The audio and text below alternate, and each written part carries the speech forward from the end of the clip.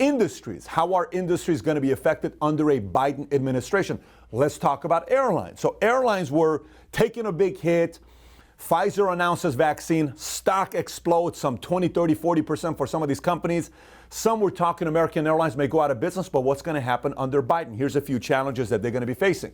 Number one, Biden is all about the mask and he's all about social distancing. And a lot of the airlines recently have been getting away with being able to sit next to each other with a mask on. Biden may enforce 6 feet social distancing, so flights may not be full, meaning you cannot have another person sitting next to you that's a stranger, unless if it's your family, and that's going to take a big hit for airlines. The other one is the fact that what they're doing right now, if by any chance these airlines start kind of hurting and their numbers drop off, he and his administration may force for some of them to acquire one another. So the airline industry could be a very fickle. I know these guys go on very small margins, 3.5%.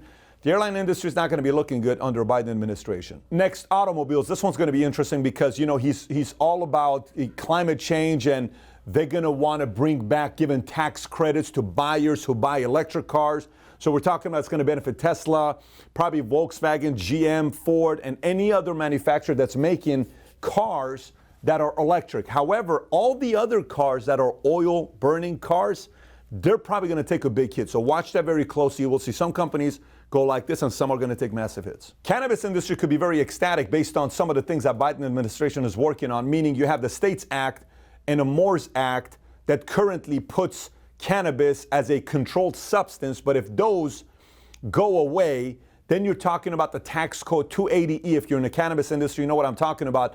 That allows the entrepreneur, the business owner, to write off their operating expenses on a monthly basis, which means their profit's going to go higher and they can net more. It's all going to be good. If those things go together, it's removed as a controlled substance, it benefits the cannabis industry. So let's talk about casinos and gambling. So one thing we do know is the fact that online gambling and online betting is on fire. One of the fastest growing segments of casinos right now. It's not even close what they're doing. Last year, the Trump administration wanted to reinforce the 1961 Wire Act, which kind of hurt the online gambling industry. And Biden's not for it. He's totally against it.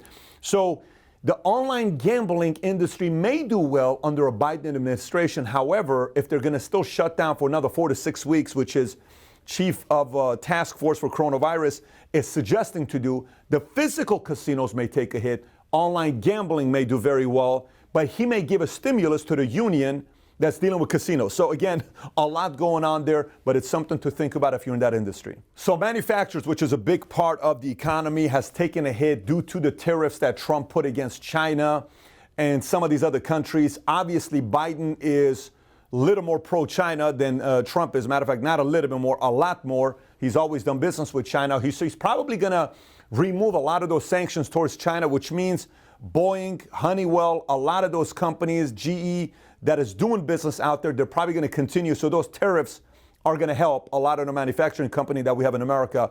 It's going to help us short term. Long term, it's just going to strengthen China. So next one is restaurants, which restaurants are not in a good place right now for many different reasons, especially what happened with the pandemic and they were shut down 75%, 50%, 25%. You know what I'm talking about. They had to put the plexiglass. A lot of restaurants couldn't afford to put the plexiglass, following all the guidelines.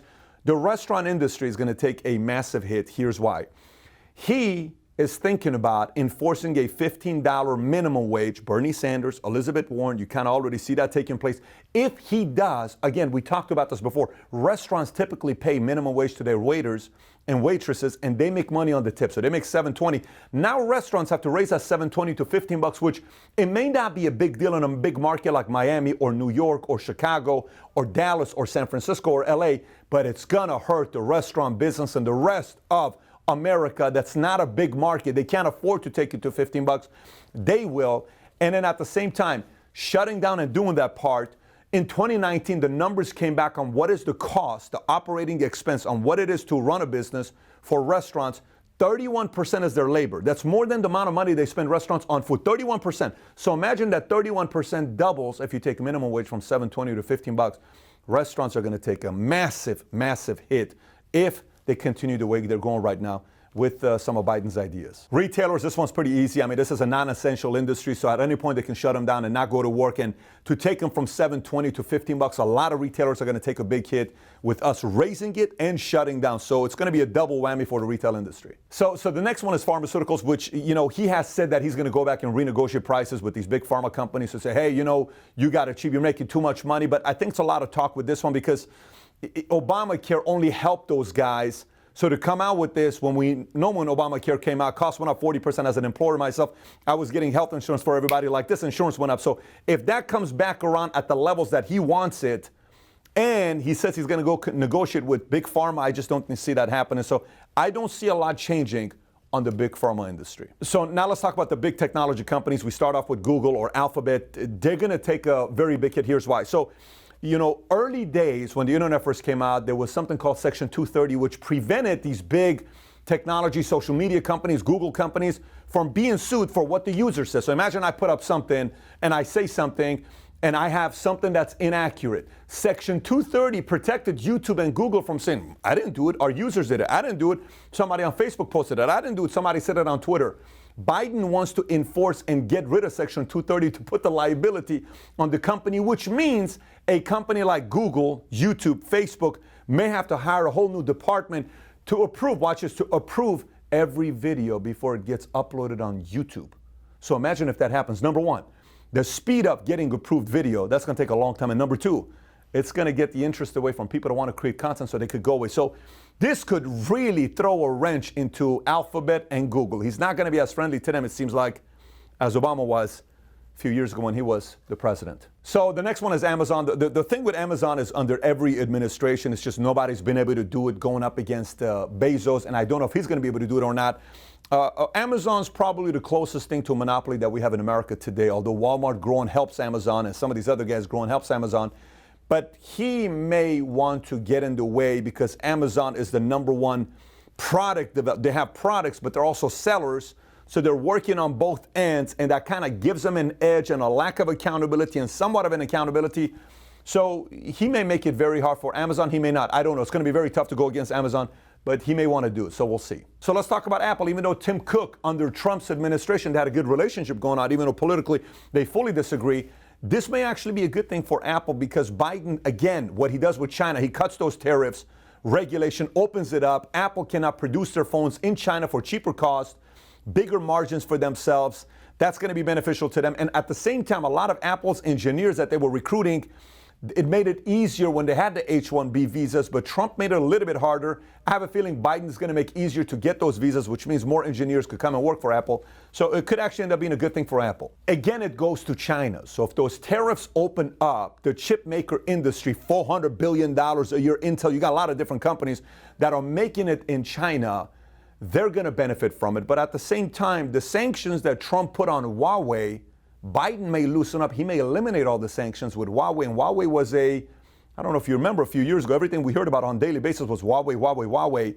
Huawei may be another company you may be hearing about on a daily basis again if Biden loosens up those tariffs. Hollywood, let's talk Hollywood. So Hollywood's going to have an interesting time because when's the last time you saw a new movie coming out that you were excited about? Honestly, when's the last time you watched a movie like, oh my gosh, it's a big actor? Not happening right now because they're not working, right? So Hollywood's really taking a big hit with COVID, but Biden's policies could absolutely hurt Hollywood because of social distancing, because of all these other parameters and guidelines you have to follow. So they may double or triple the cost of these, studios that are trying to produce a movie. So again, and then the 4 to 6 weeks. So Hollywood's still going to take a hit. For as long as Biden's administration wants to believe in a shutdown, Hollywood's going to take a big hit. Social media, this one's interesting because we're talking about Facebook, Twitter, YouTube. So it's going to be not good for content creators because Facebook and Twitter, every time they went against Trump or they did something that they wanted to remove a post, Trump from the top is like censorship, censorship, censorship, censorship. And they had to go to court, constantly defend themselves. And it was always these embarrassing things you were seeing on interviews and being held and all this stuff. It's not going to happen under Biden. Biden's going to be a little bit more lenient, which they're going to have more ability to go and say, we want to delete this. And the president's going to say, you have the right to do so. That may take place. And on top of that, Biden's probably not going to tweet as often as Twitter is, as often as Trump is, which means that could hurt Twitter's stock because so many people, those who love him, those who are in the middle, and those who hate him, simply log on Twitter every day to see what Trump has to say. And if Trump goes from tweeting 10 times a day, 20 times a day, to once or twice a day under Biden, I don't know. I don't know if Twitter wins here, especially if Trump just decides to go to a complete different place. Twitter may actually take a hit the next couple of years. I think Facebook, Google, YouTube, their backing's going to be stronger because Biden's going to let them be a little bit more loose and censor whoever they want on the right. So Telecom and Wireless may not be too happy with Biden because Biden may get in there and want to force them to lower their prices because for the longest time, Telecom and these guys have been going at it. They don't have like 50 competitors. It's just a handful of people that keep competing for the same margin. This guy's got 21%, 19%.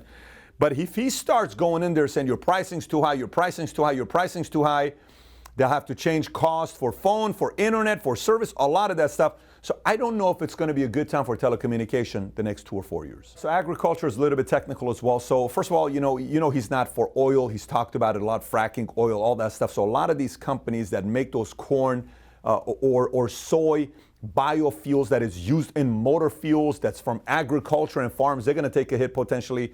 But if he opens up the tariffs with China, they can now sell to other places, so that could benefit them. And then the meat packing companies that are constantly taking shots at him by Cory Booker or Elizabeth Warren saying they're feckless, they're not responsible because people are working so closely, kind of like Amazon. All these guys are working at the place. They may enforce some social distancing. So it's a lot of different things going on at the same time. Some are going to enjoy it, some are not going to enjoy it. So energy industry is also going to be interesting because there's a lot of different moving parts with this one too, because on one end, he doesn't want oil, but at the same time, he wants to go more green with the whole $1.7 trillion over 10 years. But if they don't have the Senate, he's not going to be able to pass a $1.7 trillion over 10 years. So green may do well if they have Senate 50-50 because Kamala will be voting, but if they don't, they probably cannot pass that. So it's going to help green, it's going to hurt oil. Again, it's going to be a lot coming down to whether they're going to have control over Senate or not. All right, gold and precious metals. This one's going to be simple because anytime we print more dollar, more money, the more we give away stimulus, entitlement programs, I'm going to give away this money here, that money here. The more we print, value of gold goes higher. So he's planning on printing a lot of money over the next 2 to 4 years. That means the value of gold and precious metals should go higher the next 2 to 4 years. All right, finance and how the market's going to do. First of all, the more money, free money we give away to people short term, we do better. It's that simple. Market's going to get a boost because people have more money to spend. Short term, we're going to look good. Long term, we're going to be in shambles. You're talking about stagflation, inflation. A lot of prices will pay long term. Short term, it'll look pretty. Long term, your kids or grandkids are going to be paying a lot of taxes very soon. All right, venture capital and private equity. This one, he's committed to giving $10 billion into the economy to go buy and invest into startups and all this other stuff. So there's going to be some, not nationalized, but government-owned companies that they own shares in the company. So that's going to be taking place, which if there's going to be anybody you want as a business partner, it's probably not the government as an owner of your company. But at the same time, I think a lot of VCs, a lot of private equity is going to be a little bit tighter. Taxes are going to go up for them. Some of them are going to try to sell this year. Some are going to try to time it. A lot of sellers and founders may hang on to their business or their portfolio to not sell it soon. They'll hang on to it for 4 to 8 years. Maybe they'll sell a percentage, retain more long-term. But this is going to get very, very technical to private equity and VCs on what's going to happen with the new tax plans, especially if Republicans lose Senate in Georgia.